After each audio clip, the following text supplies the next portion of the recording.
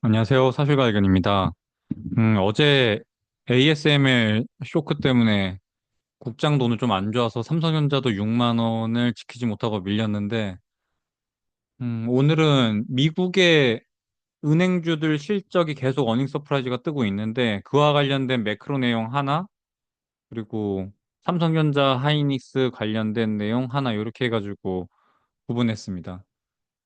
우선 은행 실적 같은 경우에는 보시면 뭐 모건 스탠리도 다 지금 여기는 뭐 그냥 계속 올해 내내 좋은 것 같아요. 1분기, 2분기, 3분기 보면은 다 어닝 서프라이즈 다 뜨고 있죠. 다 비트하고 있습니다. 예상치 대비. JP 모건도 그렇고 뱅크 오브 아메리카도 다 지금 실적 좋게 나오고 있고 웰스파고도 실적 좋게 나오고 있고 실제로 주식들도 굉장히 많이 올랐어요. 올해. 근데 여러분 잘 생각해 봐야 되는 게 장단기 금리가 역전된 지 거의 1년 가까이 돼가고 있는데 우리가 흔히 매크로 보시는 분들이 설명할 때 장단기 금리 차이가 은행의 수익과 관련이 되어 있다. 이런 얘기를 많이 하시잖아요. 근데 좀 이상하지 않아요? 장단기 금리 차 역전이 이렇게 길게 가고 있는데 그 기간에 오히려 은행의 실적은 너무너무 좋았단 말이에요. 그래서 이런 거에 대한 의문을 가지셔야 돼요. 항상 이런 뭔가 이 궁금증에서부터 시작이 된단 말이에요. 보시면 진짜 심지어 여기 있는 종목들 중에 올타임 하이 찍고 있는 종목들도 있을 거예요. 그거 계속 뜨고 있거든요. 제 알림에. 제가 다 좋아하는 종목들이어서 다 즐겨찾기에 넣어놓은 건데. 그래서 장단기 금리 차가 역전됐음에도 불구하고 이렇게까지 은행 실적이 좋은 이유? 이유라기보다는 장단기 금리 차이가 은행의 수익과 관련이 되어 있다고 했는데 왜 은행의 실적이 이렇게까지 좋은지에 대해서 말씀드려 보겠습니다. 보시면 이미 장단기 금리 차이가 역전이 된 거는 22년 10월인가부터 역전이 된 걸로 제가 기억하고 있는데 1년 넘었죠, 그러면. 그러니까 엄청 오랜 기간 지금 장단기 금리 차이가 역전이 되어 있고 이러면 분명히 은행의 수익이 안 좋아졌을 텐데 실제로 은행의 대출 추이를 보면은 여전히 되게 높은 수준을 유지하고 있고 요 빨간색이 대출 정량이고요. 그다음에 파란색이 YOY 은행의 대출 추이라고 보시면 됩니다. 근데 YOY로 보더라도 계속해서 플러스 구간을 유지하고 있고, 그다음에 어느 정도 레벨 때까지 내려오다가 지금 멈춰 있는 상황이죠. 그러니까 플러스로 있다는 자체만으로도 계속해서 양이 늘고 있다는 거고, 그건 뭐 정량적으로 보더라도 계속해서 상승하고 있는 부분이 나오고 있습니다. 그러니까 장단기 금리가 역전이 되던 말던 대출을 계속해서 증가하는 방향으로 움직이고 있던 거예요. 보시면 이렇게 이렇게 내려가는 구간들도 있단 말이에요. 대출이 줄고 있는 부분들도 있는데, 지금은 뭐 전혀 그런 구간은 아니고, 장단기 차이가 역전이 되던 뭐 양적 긴축을 950에 기준금리를 5.5%로 금융을 이렇게 타이트하게 가져가던 말던 대출은 계속해서 발생이 되고 있는 거예요. 그러다 보니 M2가 작년 중순부터 시작해서 계속 오르고 있습니다. 주식도 똑같이 작년 중순부터 시작해서 미친 듯이 올라갔죠. 지금 심지어 뭐 전고점 돌파하려고 하고 있잖아요. 그런 것처럼 아니 금융정책을 이렇게 타이트하게 기준금리 5.5%에 양적 긴축 950억 달러를 하고 있는데 어떻게 이렇게 자산시장이 뭐 타격 하나 없이 이렇게 반등을 해가지고 상승하고 있는가가 여기서 설명이 되고 있는 거예요. 유동성이 줄질 않고 있는 거예요. 작년 중순부터 지금 돌아서 나가고 있잖아요, M2가. 물론 22년 3월부터 시작해서는 쭉 줄고는 있었어요. 근데 그게 작년 중순부터 돌아 나가고 있는 거고 대출을 보더라도 대출 잘만 발생되고 있고 대출이 이렇게 부러질 때가 진짜 문제예요. 마이너스로 돌 때가. 근데 그런 구간이 많지는 않죠, 보면은. 이렇게 마이너스로 나가 있는 구간이. 근데 요런 때가 진짜 이 자산 시장에는 되게 안 좋은 구간이라고 보시면 돼요. 그래서 그 마이너스가 언제 나오냐? 보시면 과거에는 그 흔히 말하는 장단기 금리가 은행의 수익과 직결되어 있다. 장기 금리는 흔히 모기지 금리랑 많이 연결이 되어 있고 단기 금리는 예금 금리와 연결이 되어 있습니다. 그래서 장기 금리는 보통 은행의 수익을 대변하고 단기 금리는 은행의 조달 비용, 즉 비용. 그래서 그 둘의 차이가 은행의 수익과 직결이 된다. 이런 얘기를 많이 했었는데 그게 08년 이전에는 굉장히 잘 맞아떨어져요. 보시면 요 빨간색이 장단기 금리 차. 예전에는 10년물과 2년물을 많이 비교했기 때문에 제가 최근에 들고 오는 10년물 3개월물이 아닌 10년물 2개월 2년 금리로 금리 차로 이렇게 지금 들고 온 거라고 보시면 됩니다. 이렇게 마이너스로 꼽혔을 때 10년물 2년물이 마이너스로 들어갔을 때 꼭 그 뒤에는 요 대출 추이가 마이너스로 꼽히는 게 나옵니다. 대출 축소가 되는 거죠. 마이너스니까. 대출이 줄어드는 방향으로 움직이는 건데 보시면 이렇게 꼭 장단기 금리차가 역전이 되고 나면 그 뒤에 마이너스로 부러지는 부분들이 항상 동반이 됐었어요. 08년 이전에. 근데 보시면 저는 사실 이 구간도 되게 역전된 다음에도 이렇게 마이너스로 들어간 부분이 있죠.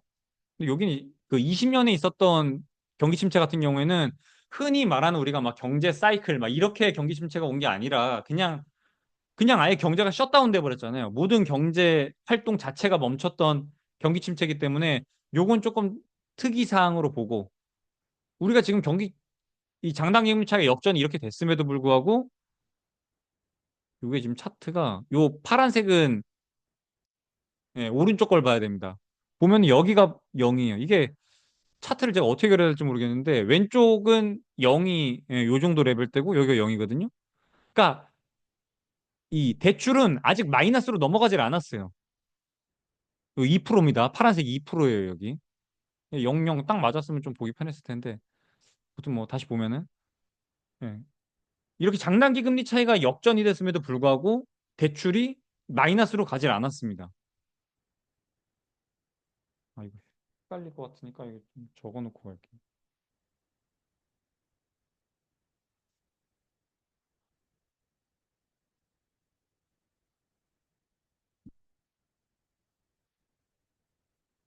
앞에서도 보셨겠지만 여기가 2%예요, 2%. 파란색.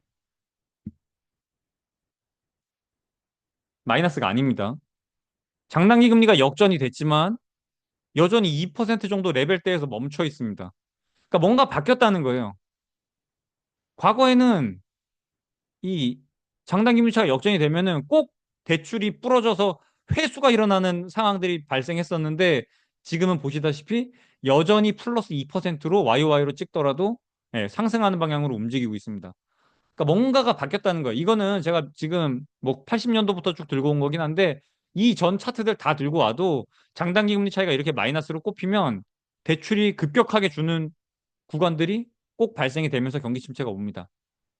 물론 막 전쟁이 나거나 막 그런 거는 좀 제외하더라도 아무튼 최근 제가 차트를 들고 왔을 때 딱 보시다시피 장단기 금리 차이가 역전이 되고 나면은 꼭 대출 추이가 이렇게 급격하게 부러지는 구간들이 나옵니다. 요 마이너스 여기 이렇게 쭉 그으면 대출이 회수가 되는 게 꼭 나타납니다. 근데 지금 왜 이럴까?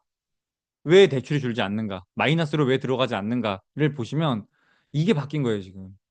08년 이후부터 지급준비금이 이렇게 미친 듯이 많은 거예요, 지금. 예전에는 1,000억 달러도 안 되던 이 지급준비금이라는 게 08년 이후에는 조 단위로 올라서기 시작했고 지금은 심지어 3.18조, 3.2조에 가까운 지급준비금이 예치가 되어 있습니다. 예전에는 은행이 막 예금 같은 거 소비자들한테 예금 어떻게 해서도 유치시켜가지고 그거를 레버리지 튀겨서 대출을 해줘서 돈을 버는 구조였는데 지금은 은행이 그렇게까지 예금을 받을 필요가 없어요. 왜냐하면 애초에 유동성이 너무 많아서 지급준비금이 차고 넘칩니다. 시장에. 그러니까 내가 노력을 많이 해가지고 조달 비용 자체가 이제는 많이 줄었다라고 보시면 될 것 같아요. 그게 좀 정리를 해보면 과거에는 어떤 식으로 이 대출이 발생이 됐냐면 장단기 금리 차이가 은행의 수익이 직결이 됐는데 장단기 금리는 그러니까 장기 금리는 수익, 단기 금리는 비용 이런 식으로 해서 은행의 수익과 직결됐다고 보시면 됩니다. 그래서 장단기 금리 차이는 보통 단기 금리에 의해서 결정이 됩니다. 장단기 금리 차이니까 뭐 단기 금리가 내려갔을 수도 있고 장기 금리가 내려갔을 수도 있고 단기 금리가 올라갔을 수도 있고 있는 거잖아요. 근데 과거에 단기 금리 하나 띄워놓고 장단기 금리 차이 띄워놓으면은 100% 단기 금리의 변동에 의해서 장단기 금리 차가 역전이 됐다, 플러스가 됐다가 결정이 됩니다. 그러니까 즉, 장단기 금리 차이는 단기 금리에서 결정이 됩니다. 그 단기 금리는 누가 결정하냐?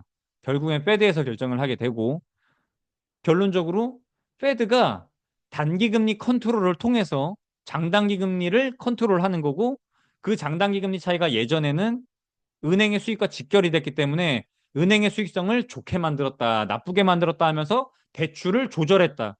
즉 시중의 유동성을 페드가 단기 금리를 컨트롤함으로써 조절을 했다라고 보시면 됩니다. 근데 그게 지금은 08년 이후에는 지급준비금이 이렇게 풍부해지면서 이 단기 금리가 필요가 없어요. 중요하지가 않아. 비용으로서 작용을 하질 않는 거예요. 예전에는 페드가 단기 금리를 올리면 은행의 수익성이 악화되면서 대출이 줄어들었는데 이제는 대출 해줄 지급준비금 자체가 차고 넘치기 때문에 여기가 삭제된 거예요, 사실상. 단기 금리가 없어졌어. 은행의 수익은 오로지 장기 금리와 연결이 되어 있다고 보시면 됩니다. 이해되셨을까요? 그게 어디서 나타나는 이제 방증이 딱 되는 거예요. 이렇게 은행의 수익이 좋다는 겁니다. 단기 금리가 5.5%까지 갔음에도 불구하고 은행의 조달 비용이 올라갔음에도 불구하고 수익성이 이렇게까지 좋다. 그래서 대출이 계속해서 늘고 있다. 예, 그렇게 보시면 될 것 같습니다. 마이너스로 안 내려가죠. 장단기 금리차 역전이 됐는데. 보시면 그냥 계속 플러스에 유지되고 있는 거예요. 플러스로 있다는 자체가 계속해서 상승을 하고 있다는 거고, 양에 있다는 자체가. 예, 그렇게 보시면 될 것 같습니다. 그래서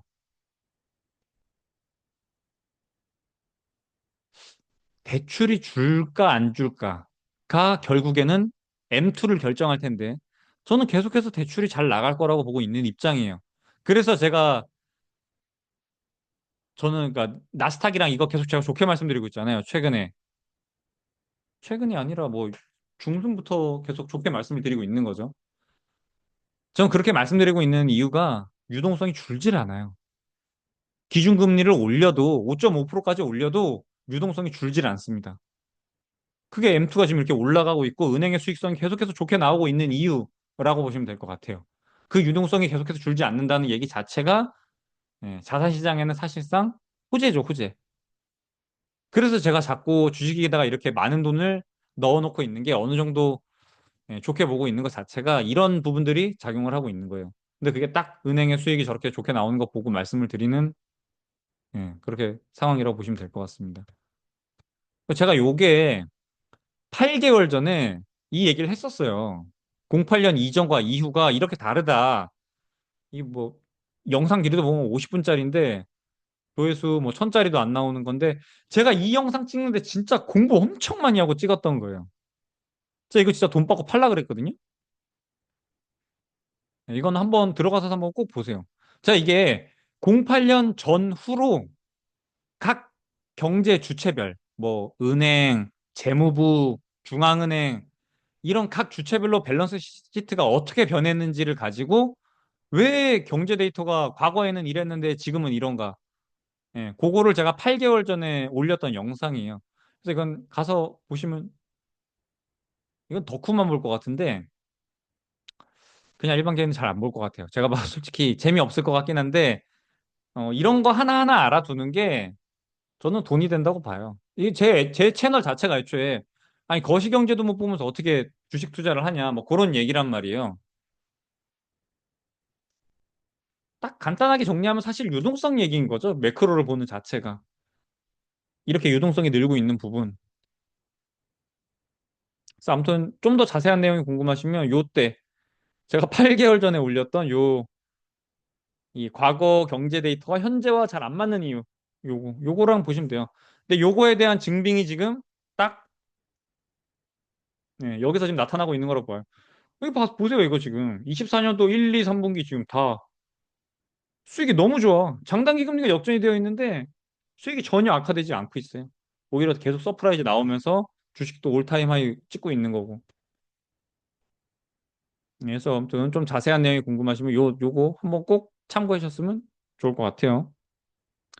국장. 국장 오늘 안 좋았죠. 아, 오늘 제 포트폴리오 그냥 한번 좀 말씀드려 볼게요. 제가 네이버 계속 들고 있다고 말씀을 드렸었는데 네이버에 지금 1억 2천 정도 들어가 있고, 수익은 3.7%. 제가 이렇게 공개하는 이유는, 제 거 보고 더 이상 추격 매수 하진 않을 거 아니에요. 이거 보고. 3.7%면은 굳이 추격하지 않을 것 같아가지고 그냥 올려드리는 거예요. 근데 제가 0%였으면 여러분 또 제 거 보고 또 따라 사는 사람이 있을 수도 있을 것 같아가지고 좀 계속 안 올리고 있다가 오늘 그냥 올려드리는 거예요. 제가 계속 삼성전자랑 네이버랑 같이 이거 그냥 똔똔 처리하면서 두 개 같이 정리하고 싶다 말씀드렸던 그런 게 있는데, 그러니까 제가 사실 삼성전자를 계속해서 들고 가는 이유 중에 하나는 네이버로 어느 정도 해칭이 되고 있는 상황이기 때문에 들고 가고 있는 것도 있어요. 그러니까 이게 누가 뭔가 추천을 하거나 막 이럴 때, 어, 그 사람이 왜 들고 가는지에 대한 사유를 여러분들이 정확히 알고 계시는 게 좀 중요해요.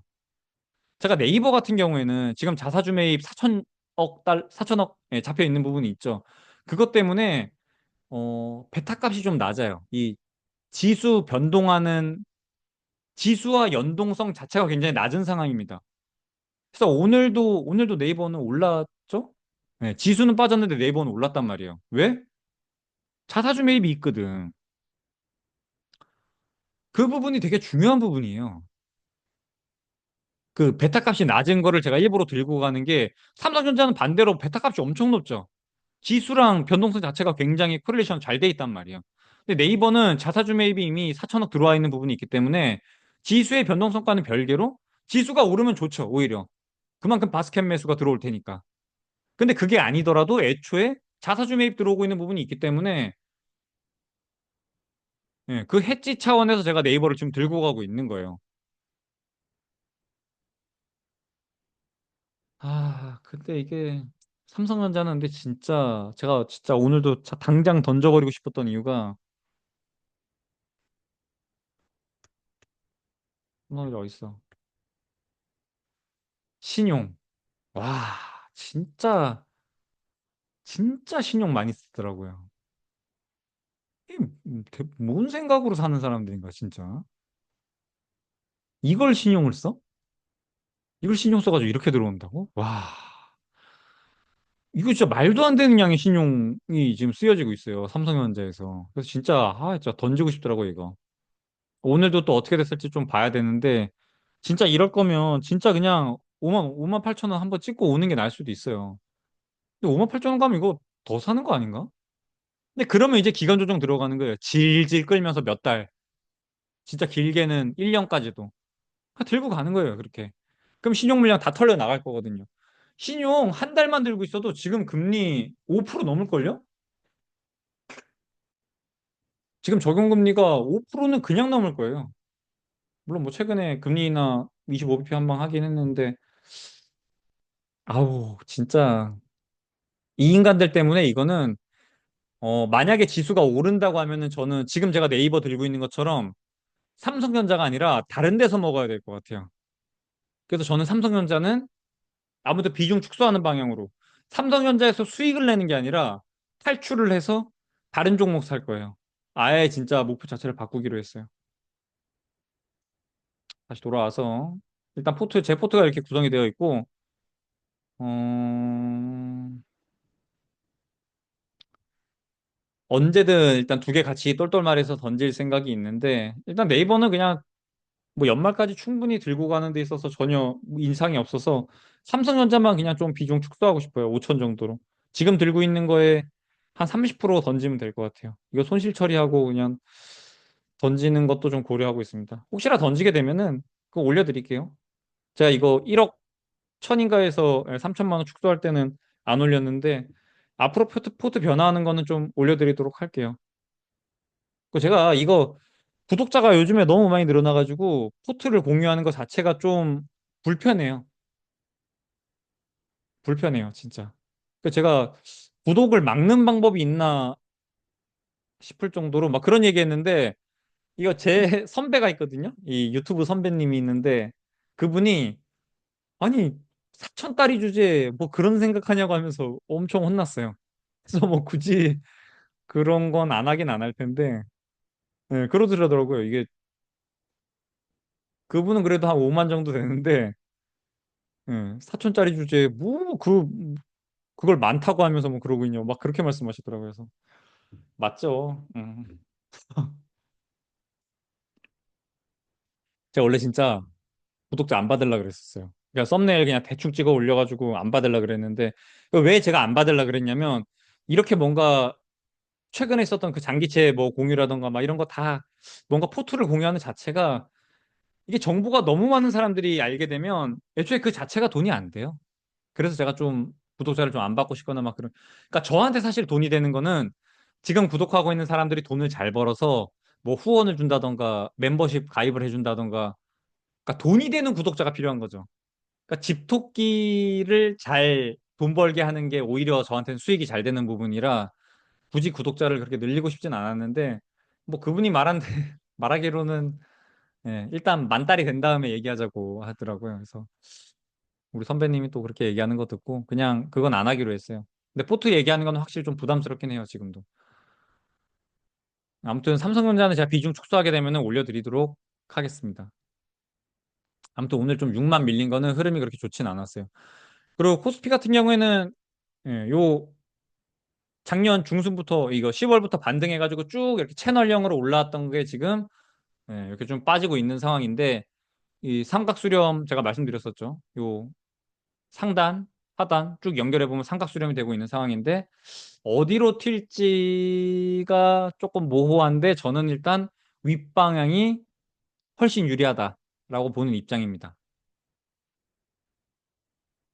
그래서 그냥 지금은 이렇게 그냥 좀 수렴돼 가고 있는 과정이라고 보시면 될 것 같아요. 오늘도 막 플러스 마이너스 이거 좀 변동폭이 좀 있었는데 그래도 2600은 사수한 상태에서 마감이 됐으니까 저는 사실 어제 되게 많이 걱정했거든요.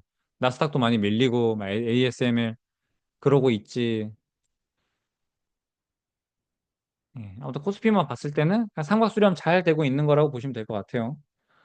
투자자들 매동에서는 역시나 연기금 계속해서 매수해주고 있는 부분 되게 중요하고 외국인이 현선물 다 나가고 있어요.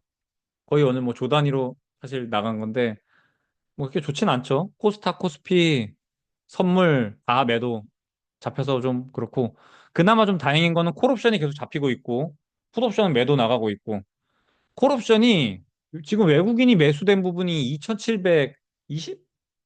2700 초에 잡혀 있는 부분이 있어요. 근데 아직 뭐 11월 둘째 주 목요일 그 옵션 만기까지는 좀 남아 있긴 한데 일단 보험으로 아마 잡아놓은 물량인 것 같긴 한데 2700 초까지는 일단 콜옵션 잡혀 있는 부분이 있습니다. 그래서 뭐 중간에 뭐 바뀌거나 하면 다시 안내는 드리도록 할게요. 근데 이 외국인 반대 포지션이 요 기관이에요. 지금 기관은 오히려 풋매수 잡혀 있고 콜매도 들어가 있죠. 뭐 이런 부분이 있고 일단 연기금 쪽에서 많이 받아주고 있는 게 그나마 좀 다행이다. 하이닉스 차트 보면은 야, 이 장기 입혀서 뜨는 게 그렇게 힘든가? 120선 뜨는 게. 여기 지금 벽 맞고 내려온 게 지금 며칠째예요, 며칠째. 뭐야, 세 차례 지금 흐른 거죠. 윗골이 양옆으로 지금, 양옆에는 지금 윗골이 달려있고. 근데 뚫을 거라고 봅니다, 저는. 나쁘지 않다고 봐요. 그래서 저 오늘 솔직히 많이 밀리면 좀 사고 싶었는데, 61선 닿는 흐름이라던가 뭐 이런 거 좀 나오면 사고 싶었는데, 그냥 또 마이너스 4%에서 시작해서 본까지, 보합까지 올라갔던 걸로 제가 기억하는데, 장중에. 그랬다가 다시 내려오면서 마이너스 2%에 마감이 됐는데, 수급 볼까요? 수급에? 제가 계속 말씀드렸죠. CT그룹이 나가는 거 보는 게 제일 중요하다고. 오늘 외국계 좀 매도 나오긴 했는데, 실질적으로 양을 봤을 때는, 뭐 있어. 투자자별. 최근에 매수했던 게 벌써 막 100만 주, 뭐 80만 주 이런 거에서 오늘 40만 주 나간 거는 그렇게 유의미하진 않아요. 개인 같은 경우에도 30만 주 오늘 들어왔는데 최근에 매도 나간 거 보면은 뭐 100만 주 단위로 계속 나가다가 30만 주 들어온 거니까 수급 자체에서는 굉장히 좋고 요 신용 쪽에서도 보면은 신용 뭐 삼성전자랑 뭐 정반대죠. 높았을 때 대비 뭐 많이 내려와 있는 부분도 있고 지금은 오히려 수급 신용 타고 같이 신용 물량이랑 같이 상승하는 방향으로 올라가면은 굉장히 좋을 것 같아요. 프로그램 매도도 뭐 30만 주 매도 나간 거면 그렇게 유의미한 건 아닌 것 같고 수급 자체도 전혀 뭐 무너진 거 없고 시티그룹에서 나간 물량도 없고 그니까 이게 제가 시티그룹 계속 말하는 이유가 저는 하이닉스를 장중에 계속 본단 말이에요. 누가 어디서 얼마나 매수하는지를 계속 보기 때문에 이 얘기를 드릴 수 있는 거예요. 그래서 이게 중요한 거예요. 제가 직장인분들이 한국 주식을 되게 투자하기 어렵다는 이유가 그런 걸 트래킹하기가 어려워요. 그래서 시티가 어디서 매수했냐면, 뭐야? 시티 물량이 요 아래에서부터 16만 원 아래, 여기서부터 지금 여기까지 쭉 지금 매수가 잡힌 부분이에요. 이게 100만 주인가 300만 주인가 잡혀 있는데, 예. 그러니까 걔네 평단을 생각해서 걔네가 이절하고 나갈 때가 우리가 나갈 때라고 보시면 됩니다. 그래서 제가 이렇게 수급에 되게 포커싱을 맞춰서 많이 트레이딩을 하거든요. 근데 그 이유가 그게 좀 편해요. 지금은 하이닉스 같은 경우에는 그 시티그룹에서 나가는 거랑 맞춰서 같이 나가면 된단 말이에요. 근데 오늘도 보면은 시티그룹에서 그렇게 물량 나간 게 아니기 때문에 유의미하진 않다. 그렇게 보시면 될 것 같아요. 프로그램 에도도 많이 잡히지 않았고 개인이 오늘 30만 주 샀는데 그렇게 유의미한 물량은 아니니까 수급도 꼬인 거 없고 신용도 늘어난 부분 없고 괜찮아요. 전혀 나쁘게 보지 않습니다. 아, 물론 ASML 그 부러진 거는 좀 영향이 있죠. 근데 걔는 장비주잖아요, 장비주. 저는 그냥 그렇게 봐요. 이미 엔비디아, 하이닉스의 고객사인 엔비디아가 블랙엘이 그렇게나 잘 나가고 있다는데 없어서 못 판다고 여전히 하고 있는데 하이닉스에 그렇게 큰 문제가 될 것 같진 않아요. 그래서 저는 사실 오늘 많이 밀리면 좀 사고 싶었어요. 근데 뭐 네이버가 이렇게 올라주기도 하고 해가지고 어디 이렇게 돌을 빼가지고 이쪽으로 옮기기가 좀 쉽진 않았어요. 지금 제가 현금 들고 있는 부분은 장기채 매수하려고 대기하는 자금이기 때문에 굳이 옮기고 싶진 않았어요. 삼성전자 오늘 6만 원 또 밀렸죠. 흐름이 확실히 좋진 않아요. 아, 진짜 신용 물량. 아, 저 공부 하나도 안 하고 그냥 싸다고 신용 써가지고 들어오는 저런 인간들이랑 수익을 하기가 내가 외국인이어도 저런 것들이랑 같이 타고 올라가질 않아요. 여기서 이거 한 3, 4% 나오죠? 신용 바로 나갑니다. 신용으로 들어왔던 물량들 바로 나간다고요. 그러니까 외국인이 여기다 자금을 투입할 생각이 없어요. 그거 바로 나갈 거 뻔히 알고 있는데 여기다가 자금을 투입한다고? 이건 오히려 기간 조정 가지면서 질질질 끌어가지고 지쳐서 나가 떨어지게 만드는 전략이 훨씬 좋아 보여요. 제가 외국인이어도 그렇게 할 거예요. 그래서 저는 솔직히 지금 들고 있는 8천만 원, 8천이 아니죠. 이거 뭐 있어? 박살 나가지고 지금 7천만 원 됐네요. 7천만 원에서 2천 정도 손절해가지고 그냥 5천만 원 정도만 남겨놓고 정리를 하고 싶어요. 기회만 오면은 언제든 그렇게 할 의향이 있습니다. 그래서 당분간 요거는 요 박스권 그리면서 오늘 6만 원 좀 회복하는 흐름 나왔으면 좋았을 텐데 택도 없고 내일 신용 물량 얼마 잡혀 있는지 좀 보면 중요할 것 같아요. 근데 신용이 저렇게까지 잡혀 있으면 못 올라가요. 못 올라가. 반등 안 나와요. 그거 기대하지 마세요. 그러니까 기대하다가 속상해하는 것보다 그냥 기대를 하지 마세요. 기간 조정 어쩔 수 없이 가질 수밖에 없다. 그렇게 생각하시면 될 것 같아요. 제가 이미 한 달 전부터 계속 올려드리는 거 보면은 기간 조정 가질 거다, 기간 조정 가질 거다 계속 얘기하는 이유가 그냥 아싸리 그렇게 생각하면 좀 장투하기 편해요. 마음이 편하다고요.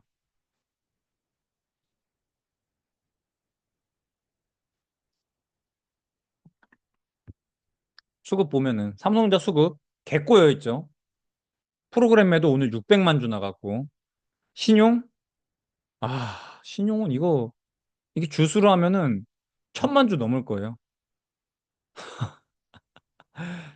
삼성전자 신용 이렇게 잡혀 있는 거 처음 본 것 같아요. 보면 오늘도 개인이 500만 주 매수. 완전 나가리 매수죠. 그러니까 수급 자체가 그냥 엄청 꼬여 있어요. 완전 똥입니다. 지금 삼성전자는. 그래서 그냥 기간 조정 가지면서 이 신용충들 다 나가 떨어질 때까지 계속 유지가 돼야 돼요. 그러니까 진짜 그냥 저는 한 5만 5천 원 찍어가지고 저 신용들 다 뭐야 이거 담보 부족 떠가지고 박살 날 때까지 아닌가? 밀리면 또 들어오나? 그 5만 5천 원에서? 5만 5천 원 넘으면 저도 신용 써서 들어가긴 할 것 같네요. 근데 진짜 이런 자리에서 왜 신용을 쓰는 거지? 와, 뭘 보고? 진짜 이해를 못 하겠네. 아무튼 그 물량 나가 떨어질 때까지 절대 예, 급등하거나 이런 거 없습니다. 지수가 올라가도 삼성전자는 냅두고 다른 곳에서 갈 거예요. 이런 거 좋잖아요, 하이닉스.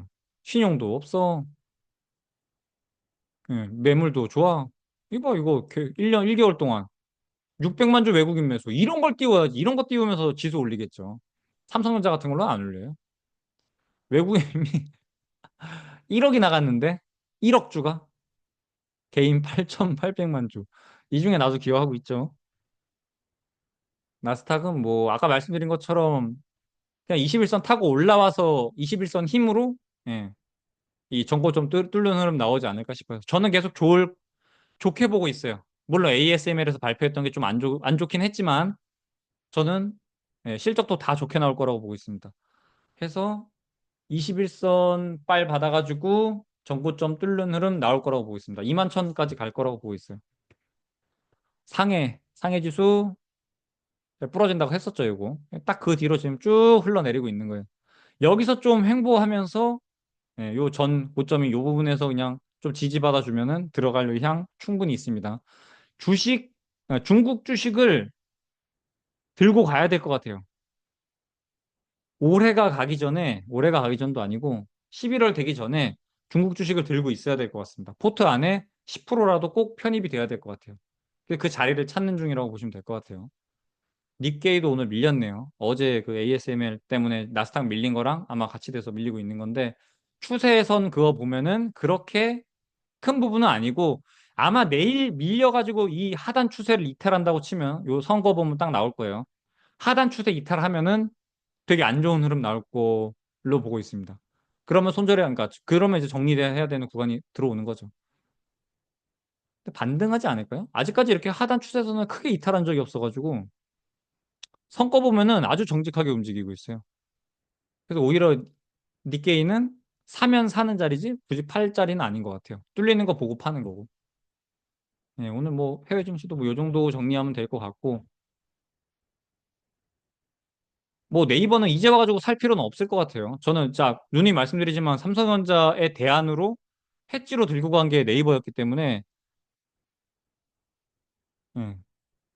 왜 해지로 들고 갔냐? 베타 값이 낮아서 지수와의 연동성이 낮기 때문에 예, 네이버 지금 사서 지금 들고 가고 있는 건데 예, 아까 말씀드린 것처럼 제가 삼성전자를 들고 가는 이유 중에는 얘를 해지로 들고 가는 부분이 있기 때문에 예, 좀 마음 편하게 들고 가는 게 있는 거예요. 그러니까 이런 거를 다 보셔야 돼요. 제가 비중 계속 강조하는 이유가 단순히 삼성전자 몇 프로 샀어요, 네이버 몇 프로 샀어요 이런 그거 삼성전자 좋아요가 끝이 아니라 몇 프로 얼마나 들고 있는지 목표가는 얼마인지 예, 그런 거를 물어보셔야 돼요. 아, 근데 삼성전자 또 마이너스 7%네. 속상하게. 아무튼 기회만 주면 2천 정도 정리해서 5천에 맞추는 걸 목표로 하고 있습니다. 지금 단기 목표로는. 댓글 이거 방송이 얼마나 됐나 지금? 댓글은 다음 영상에서 하도록 할게요. 제가 사실 오늘 진짜 너무 피곤해가지고 원래 영상 안 올리려고 하다가 삼성전자 오늘 너무 밀려가지고 일부러 찍었어요. 아무튼 오늘은 여기까지 하고 다음 영상에서 댓글 읽기까지 같이. 그리고 제가 장기 금리는 4.1 몇 돼 가지고 살라 그랬는데 그 못 샀다 했잖아요. LP 물량 다 가지고. 그렇게 되면 그냥 보내주는 거예요. 내가 생각했던 가격이 안 왔어? 그럼 그냥 흘리면 돼요. 또 기다리면은 기회가 일단 10월에 아직 많이 남아있으니까 올 수 있다고 봐요, 저는. 그 지금 막 TMF랑 TLT로 들어가신 분들 같은 경우에는 단기로 수익 낸다 생각하시고 근데 그게 아마 이번 주 목요일에 목요일 내일이네? 내일 발표되는 신규 실업 청구 건수가 만약에 많이 나온다고 하면은 또 그 뭐야 이 경기 침체 막 방방되면서 장기 금리 내려올 수 있어요. 그 지금도 저 뭐야 어제 뉴욕 제조업 경기 지수 발표된 게 마이너스 23가 뜨면서 또 경기 침체 우려되면서 지금 장기 금리 많이 내려온 거거든요. 근데 그거는 진짜 전혀 예상하지 못했어요. 그거 가지고 이렇게까지 장기금리 밀어낼 줄은. 물론 뭐 저기 중동 이슈도 있고. 예, 그래서 뭐 일단 뭐 지나간 거긴 한데, 저는 근데 4.1 이하에서는 절대 살 생각은 없어요.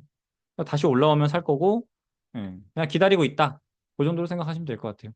중요하지 않아요, 여러분. 그냥 내가 기다린 가격 안 와가지고 내가 못 샀다고 하면은 그냥 흘려보내면 됩니다. 어차피 기회는 계속 돌고 돌고 예, 오게 돼 있어요. 좀 마음 편하게. 지금은 지구력 싸움이에요, 진짜. 진짜 버티는 놈이 이기는 겁니다. 삼성전자 신용으로 산 사람들? 걔네도 버티면 수익 낼 수 있어요. 근데 신용이기 때문에 돈의 힘이 약하기 때문에 버티기가 어렵다는 거죠. 지금은 무조건, 무조건 지구력입니다, 지구력. 네, 그렇게 보시면 될 것 같아요. 그래서 기다리고 인내하면 분명히 좋은 기회 올 테니까 네, 너무 마음 쓰지 마세요. 지금 저도 이 삼성전자 물려 있는 게 뭐 하이닉스로 수익 냈던 부분도 사실 마음속에는 그게 있겠죠. 어느 정도의 안전마진이라고 생각하는 부분도 있을 거고 물론 지금 네이버로 지금 수익 나고 있는 부분이 있어가지고 좀 마음 편한 것도 있는데 네이버는 제가 산지 좀 오래됐어요. 이거 일본 가기도 전이었으니까.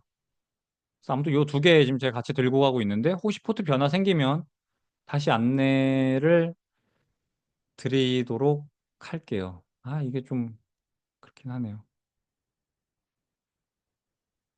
지금 멤버십이 한 40명 정도 되는데 뭐 멤버십 따로 멤버십 분들한테 제가 주는 뭐 혜택이 따로 없어가지고 이거 제가 포트 좀 변하는 거는 멤버십 분들한테만 좀 말씀드릴까 예, 그런 생각도 좀 하고 있습니다. 이거 제가 4천 명 막 이렇게 있는데 여기다가 포트 공개하는 게 솔직히 좀 불편하긴 해요. 근데 제가 지금 삼성전자를 들고 가는 이유 중에 네이버가 있기 때문에 이거를 공개를 해야 될 것 같아서 오늘 올려드린 거예요. 삼성전자 매수 사유 중에 네이버가 있어서. 근데 이걸 말을 안 할 수가 없어서 그냥 오늘 공개했을 뿐입니다. 아무튼 투자 잘 하시고 다음 영상에서는 제가 댓글 읽기 할게요. 좋은 댓글이 되게 많더라고요. 여러분들이 진짜 역시 내 구독자 많이 많이 똑똑합니다, 진짜. 그래서 제가 답변 주고 싶은 게 되게 많은데 아 그리고 우리 장인어른 돈 궁금해하시는 분들이 있는데 장인어른 돈은 부동산으로 갔습니다.